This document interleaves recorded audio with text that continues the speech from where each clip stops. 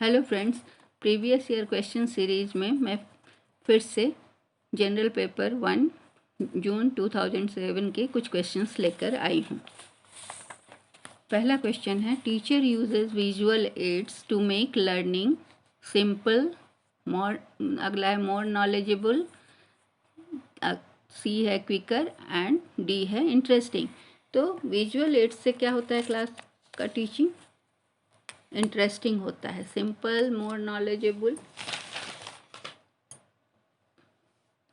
Quicker and interesting. ये इसलिए interesting हो जाता है कि बच्चों के क्लास में मोनोटोनी दूर हो जाती है और विजुअल एड्स से उनका ध्यान फिर पढ़ाई में लग जाता है। अगर वो पढ़ाई से हटता हुआ होता है तो फिर से हो जाता है, इसलिए इसका आंसर होगा D.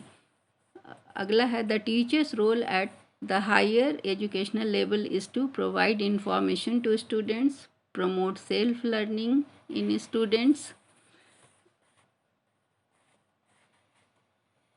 encourage healthy competition among students, और D, help students to solve their personal problems। तो इसका आंसर है B, promote self learning. Higher level पर जाकर सेल्फ लर्निंग को प्रमोट करना ही टीचर्स का रोल होता है।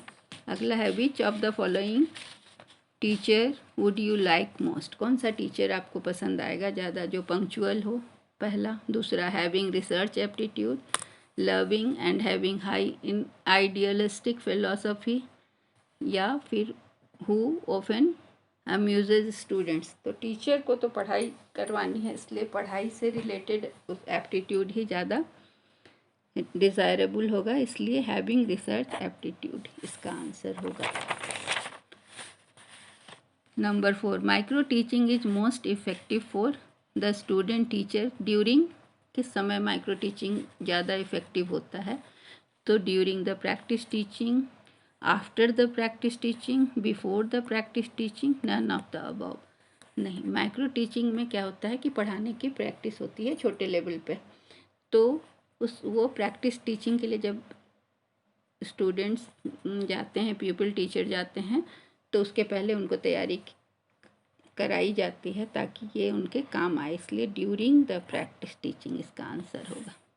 Which is the list important factor in teaching?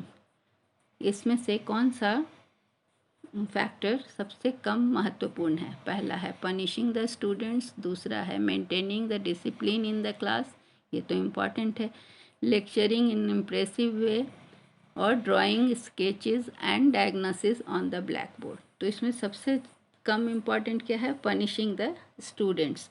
Student को पनिश करना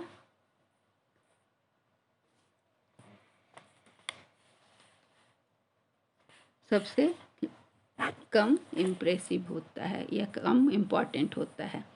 अगला है, to test null hypothesis researcher uses. कौन सा टेस्ट यूज करता है?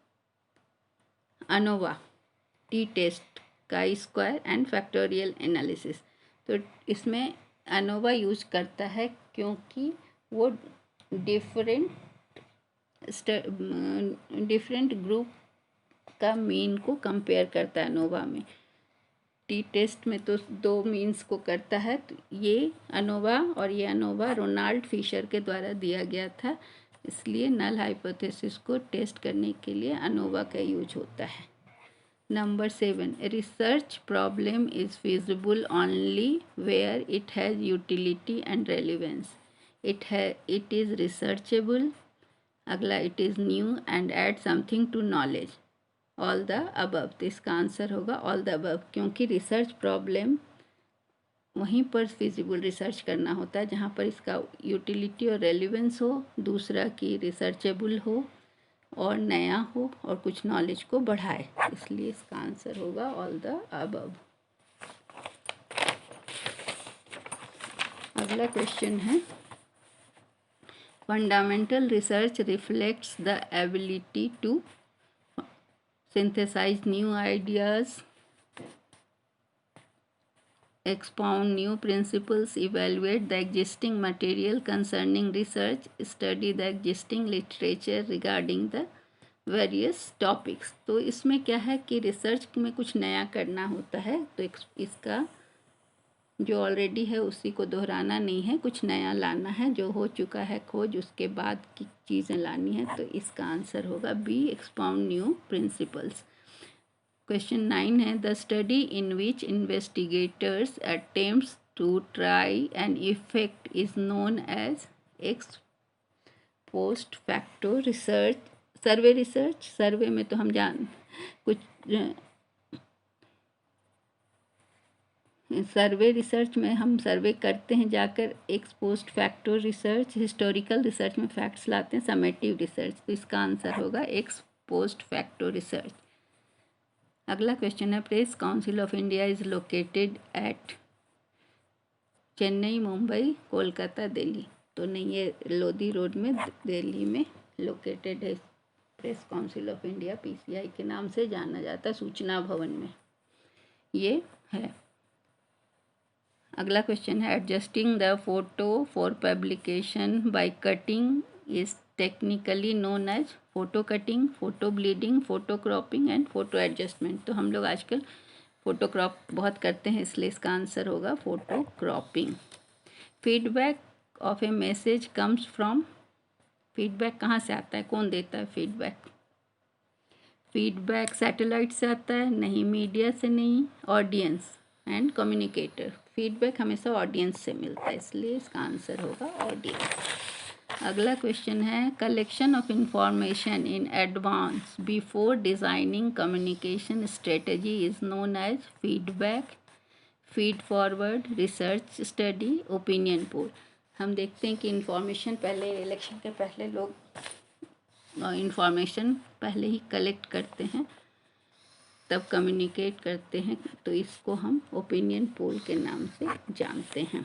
Copula is that part of proposition which denotes the relationship between, किसके बीच में रिलेशन बताता है copula? Subject and predicate, known and unknown, major premise and minor premise, subject and object. Copula is the part of proposition, so it will tells relation between subject and predicate. Question DPI stands for, ये computer का है। DPI dots per inch, digits per unit, dots pixel inch, diagram per inch. इसका answer है dots per inch. Sea level rise results primarily due to, sea level क्यों बढ़ता है? Heavy rainfall? नहीं, rainfall से सी लेवल नहीं बढ़ता है। Melting of glaciers, submarine